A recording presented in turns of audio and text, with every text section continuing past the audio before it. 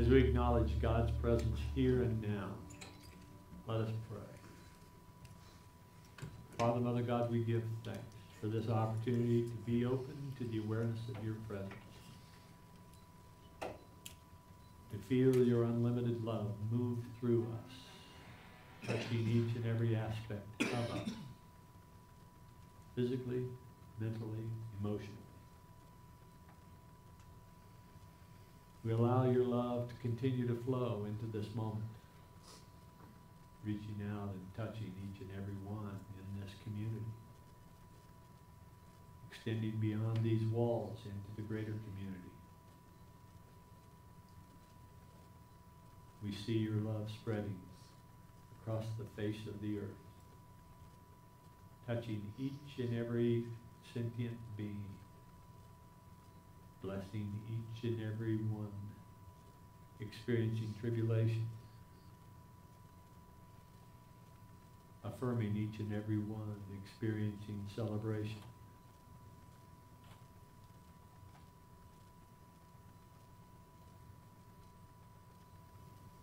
And we recognize that we are the conduits of your love.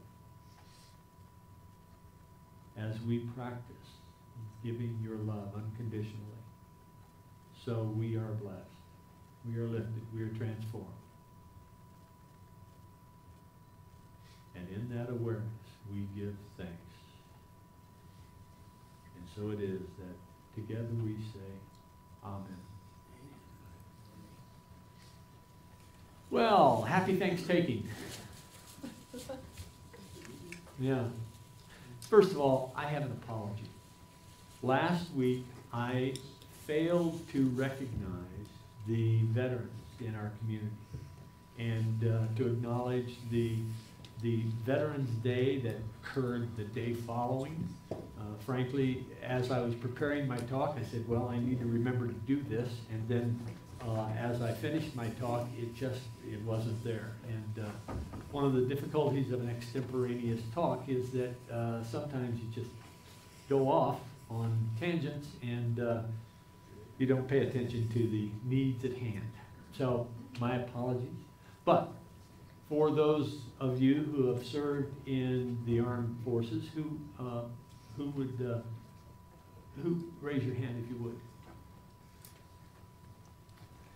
Your presence, your sacrifice, your efforts have been blessing our country, blessing our society since this country began. And if we look back at the service of veterans in the past, we certainly have to appreciate all of the contributions that all of the veterans have made. Life, limb, sacrifice of family, sacrifice of lifestyle. So thank you. So, we have been talking in the course of the last several weeks, we've been talking about a book written by Debbie Ford, The Dark Side of the Light Chasers. It's an exploration of our shadow, that aspect of our consciousness that we have denied, we have ignored, we have repudiated, we've shoved into the darkness, if you will, into our subconscious, if you choose that kind of geography.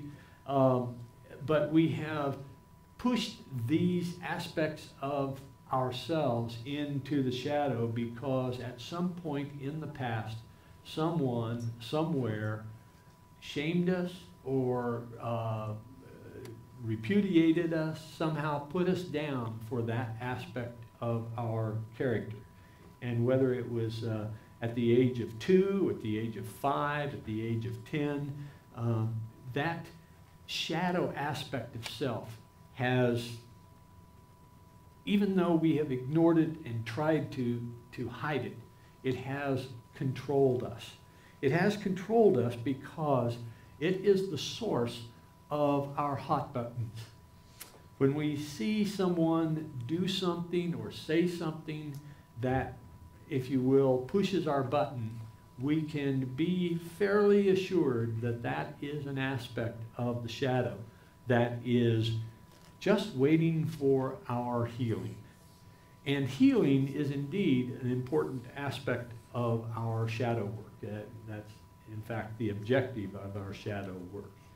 Because as we heal, or as we acknowledge and integrate those aspects of shadow into our persona, that is, to bring the shadow and the persona together, then we are, in fact, moving ourselves, clearing our way, removing the obstacles to our coming into wholeness. Some refer to that as enlightenment, but that outcome of our acknowledging both the persona and the shadow and integrating those two allows us to embrace all aspects of ourselves, and in that process we are able to embrace all aspects of everyone else. And as we embrace everyone else, we come into the realization that indeed, as the daily word said today, we are one. We are one in spirit. We are one in fact. Well, there are several steps that are involved in healing aspects of the shadow.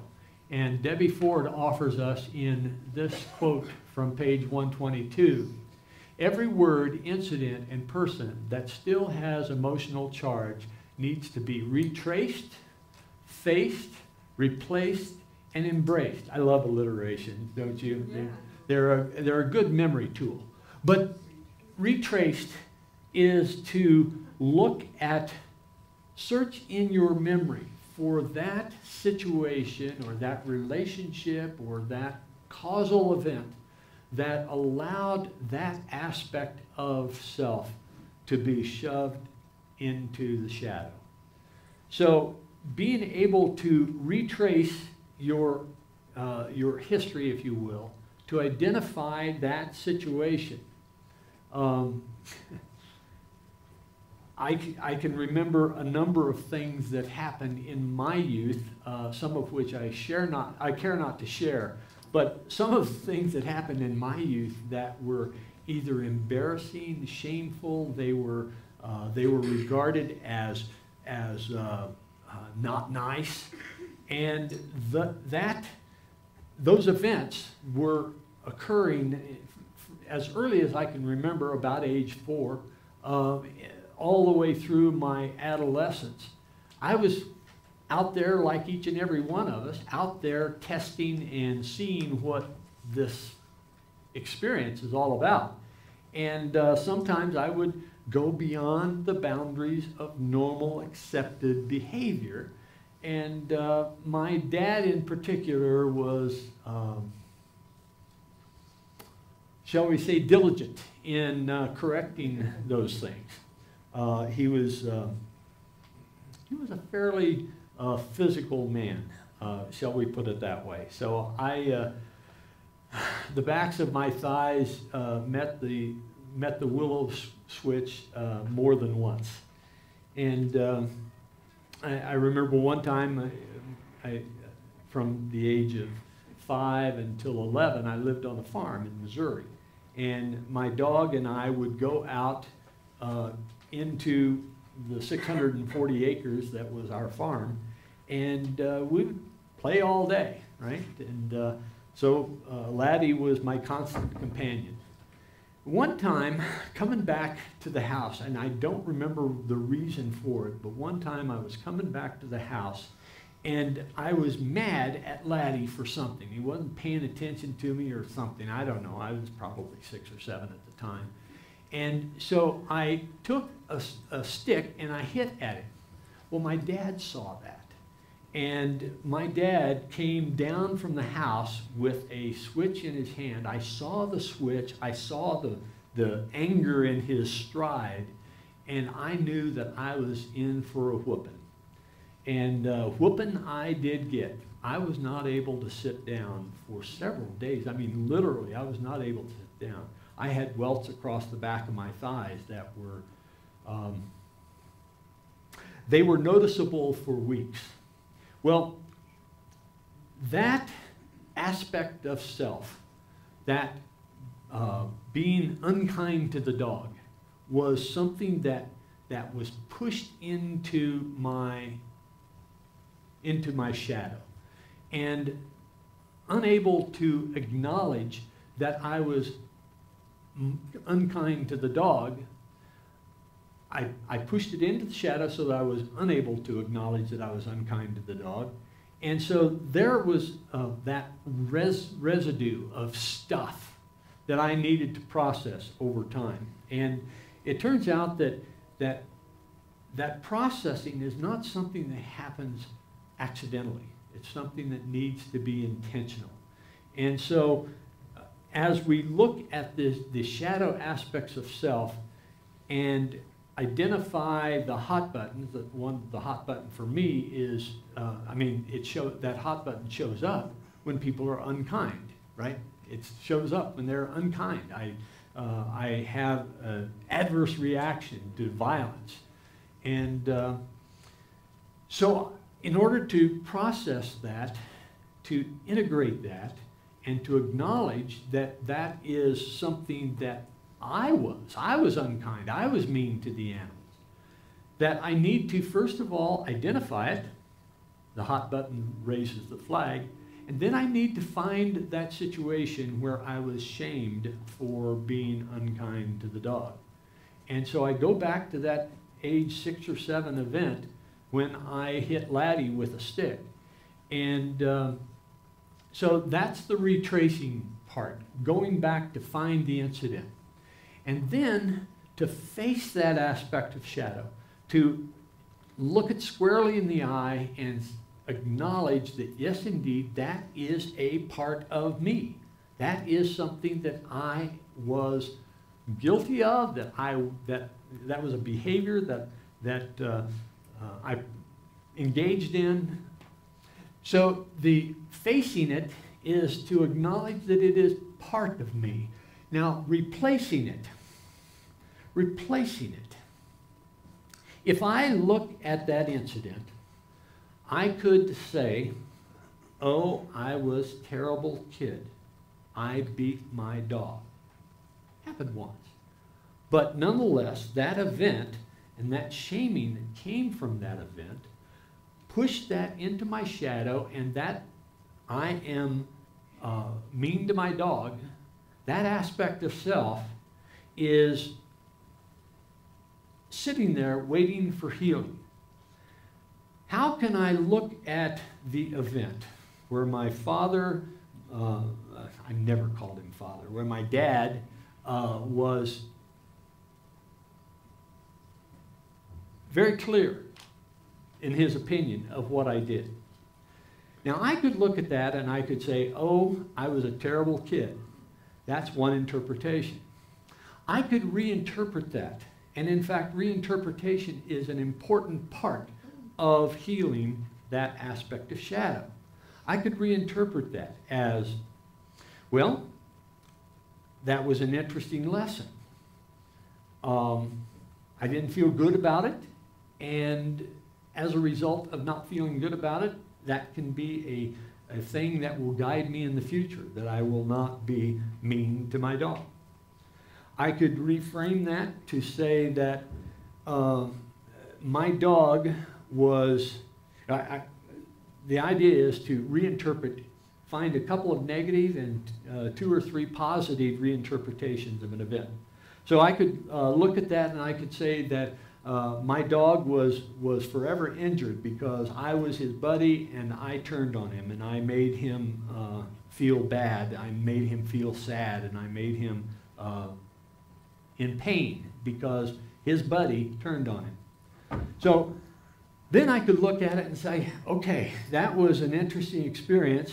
That made me feel bad that I did that. I can see that now, and I can learn from that lesson. I can take that lesson and I can regenerate my own reaction. I can rehabituate my reaction to people that are abusive. So taking the reinterpretations, the negative and the positive, and considering those reinterpretations, then I can look at them and I can say, okay, which one empowers me the most? Which of these reinterpretations which of these reinterpretations gives me greater strength, gives me greater acumen, gives me greater awareness? And then taking that reinterpretation. Now, my interpretation of the event is really where my pain comes, right? Regardless of whether it's what someone says or whatever happens, something that I did, whatever it is, it's my interpretation of it, which is the basis of my pain. And it is the basis of my shoving that into my shadow. So I can reinterpret it and choose the interpretation. It's my choice after all. Choose the interpretation that most empowers me. And then we have the last aspect of embracing it. And so I take my reinterpretation and I embrace that and I acknowledge that that is me, that is part of me, that is the reason why this occurred. Now there are those that say that everything in the universe happens for a reason. Well, I don't buy that. Everything that happens in the universe can be interpreted productively, but not that everything in the universe happens for a reason. That indicates that there's a cause and effect, and there's this giant mechanism in the universe, so God cranks on this side, and out comes the events on this side, and that event is for this purpose, and that event is for that purpose. I don't buy that. I think that we do have indeed free will, and that our activities are choices that we make in real time, not the result of God cranking this event mechanism and out pops on the other end is an event that I am party to. Rather, the events happen and we consider those events, and those considerations are really our choice as to how we address that, right? We interpret the events, and we can make the events positive, we can have the interpretations be positive, or we can have the events be negative. But it's not the result of some kind of universal mechanism that God is creating this event to teach us a lesson. We choose to take our lessons from the events that occur. Okay, so we take our interpretation and we embrace that. And that process then is the process of healing. When Debbie Ford, in the next page, in fact, of her book, she says, everything that occurs in our world is an objective event. It has no inherent meaning. Turns out that just a page or two prior, she talks about everything has a reason. It has no inherent meaning. Each of us sees the world through different lenses, so each of us will perceive a particular incident differently. It's our perceptions and our interpretations that affect our emotions, not the incident itself. It's our perceptions and interpretations that deny responsibility and lay blame. Whom do you blame for your selfishness, your addictions, your failures? Now's the time to stop being a victim. Accept responsibility, and you will accept your selfishness, addictions, and failures as they are. And you can interpret them either positively or negatively. But the point is that your choice in how you interpret them really colors your consideration of that aspect of self. You will also unleash your generosity, your grace, and your divine right to have it all, to have the experience that will be fulfilling to you, to have the abundance that you rightly deserve, to have it all. Last week we talked about the process of integration of the persona and the shadow. I don't think I have that in here, but the illustration that I used was two circles, one representing the persona and one representing the shadow. And that as we bring these two together, there is a shape that is formed as we intersect these circles. You know that shape, right? An almond shape. Well, the almond shape has a name. It turns out that the Italian name for almond is mandalora.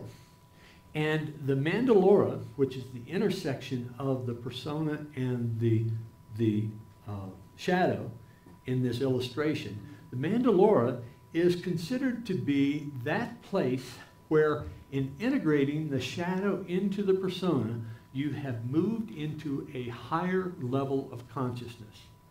And medieval illustrations of Jesus show Jesus in this frame of this almond-shaped frame. And the symbology of that, the symbolism of that, is that the Christ arises in that almond-shaped intersection of the shadow and the persona. So this process that we go through in healing these aspects of self, by retracing, by facing, by replacing, and by embracing, that practice is a sacred practice. It is a practice of integration of the shadow and the persona. So as we think about the shadow and the aspects of personality that we have shoved into the shadow, as we heal those, we can, in the process, be thankful for those aspects of shadow. Why? Because in the integration of the shadow into the persona, the healing of that particular aspect of the shadow is a sacred process. It is a step towards our enlightenment. And that is indeed the reason why it is important to take thanks for those aspects of our experience. Not to give thanks, but to take thanks. We so often think about thanks as appreciation as something that we give. But it is also something that we can receive. And if we give it to ourselves, that thanks-taking is a way to affirm that we are truly holy people coming into the realization of our holiness. We are God in practice. We are coming into our realization of our divinity. And indeed, each and every one of us is a divine being. However imperfect we may be behaving, we are nonetheless, in the essence of us, we are a divine being. When Paul said in Colossians 1:27, he said, "The Christ in you, your hope of glory." The Christ in you is in each and every one of us. The Christ is in each and every one of us. And as we acknowledge the aspects of shadow and heal those aspects of shadow and come into the integration of the shadow and the persona, we step into this mandalora. And as we realize that, we can acknowledge that we are indeed, in that moment, in that situation, in that healing process, we are the Christ light. We are the expression of that divine spark that is in each and every one of us. So, in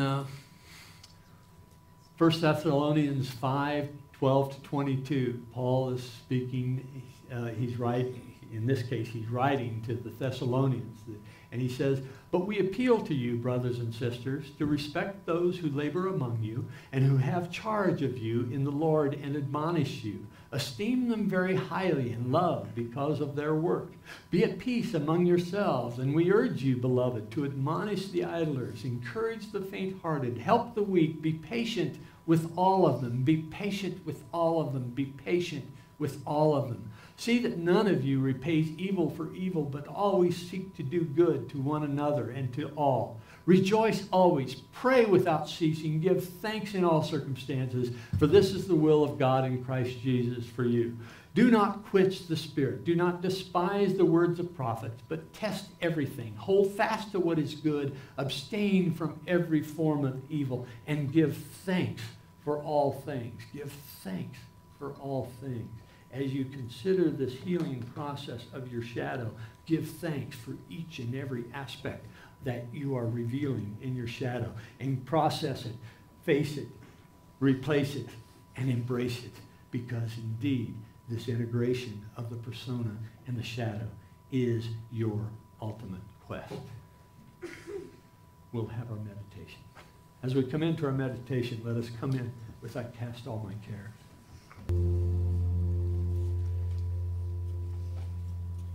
As we come into this sacred moment, as we turn within, I'd like to offer you this visualization. The purpose of this visualization is to help you begin the healing process of the shadow.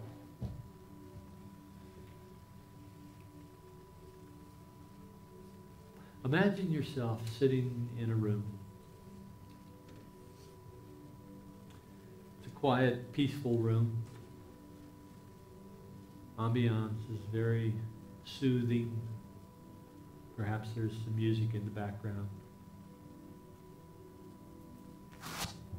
And you acknowledge that your purpose in this room is to greet and embrace each aspect of shadow. And this practice may in fact take several sessions. It may take, depending upon your population, it may take several hours. But the practice would be this. In this room, you welcome the visitors. And as they come in the door, one by one, you see them as those aspects of self that create pain, shame, guilt, the negative, the stuff that is shoved to the shadow. So you may have angry Annie that comes in the door. You acknowledge her, and she sits in the circle with you. Perhaps you have that aspect of shadow that causes you to be repulsed by those whose physical features are repulsive. By your judgment, they're repulsive. Whether it's their weight or their skin, the texture of their skin, you acknowledge each and every one that comes in the door as being an aspect of shadow.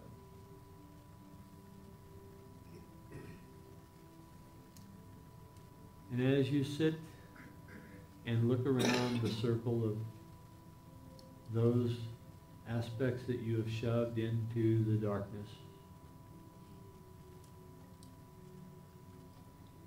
you acknowledge that they are part of you.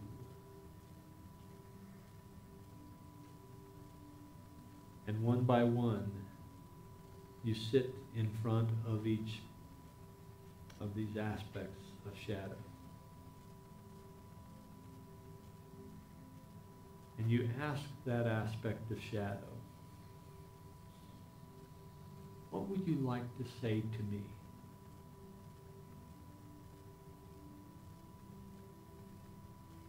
What do you want to say to me? Perhaps this aspect of shadow will tell you about how it feels that it has been treated by you. Perhaps it will tell you that it is looking for something. Perhaps it is going to tell you what it needs to be healed.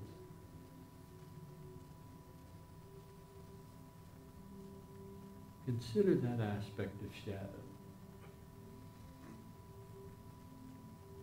Ask it. If it hasn't shared with you, ask it. What do you need to be healed? Perhaps that aspect of shadow would just need to have you say to it, I acknowledge you. I appreciate you. I thank you.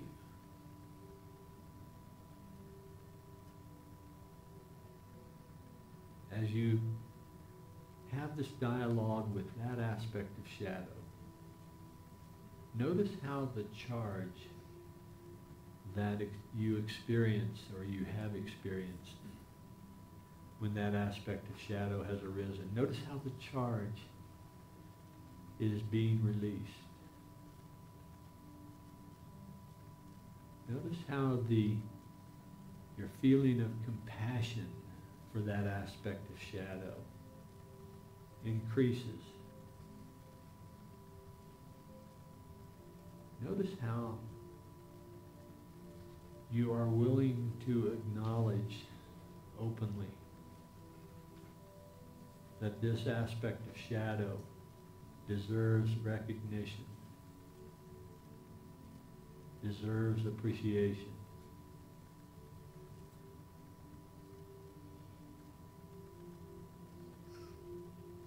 Allow yourself to fall in love with that aspect of shadow so that you can embrace it, acknowledging it, but embracing it.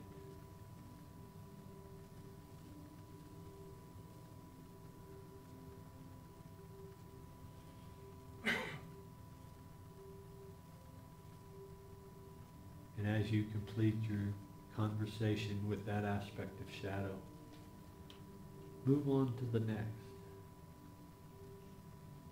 acknowledging it, retracing it, facing it, replacing it with alternate interpretations, and embracing that interpretation that is most empowering to you.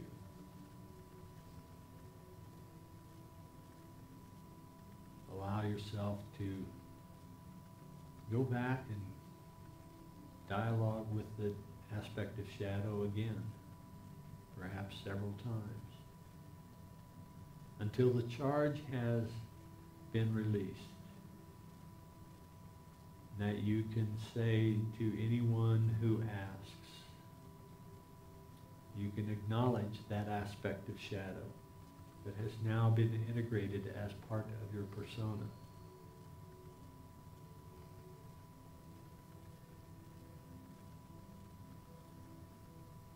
This process of healing is a sacred process.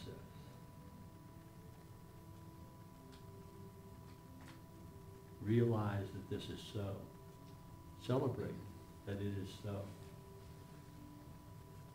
And give thanks. Give thanks.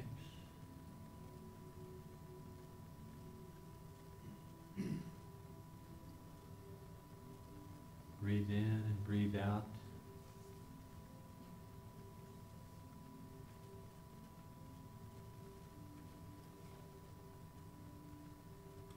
In all things, give thanks.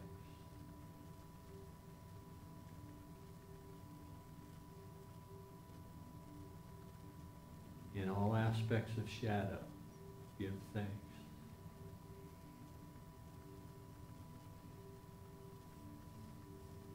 With everyone that touches your hot buttons, give thanks. Look upon each and every event of your life and give thanks.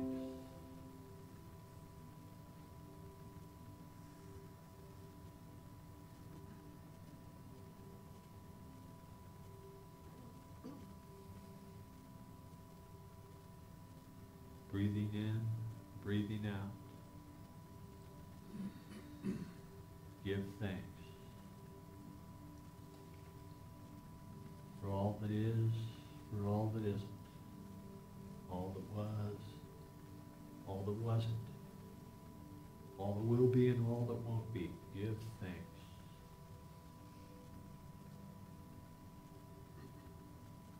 And in that consciousness of gratitude, we are lifted, we are healed, we are made whole. And as we come back into this time and space, let us come back sharing the words of the Lord's Prayer.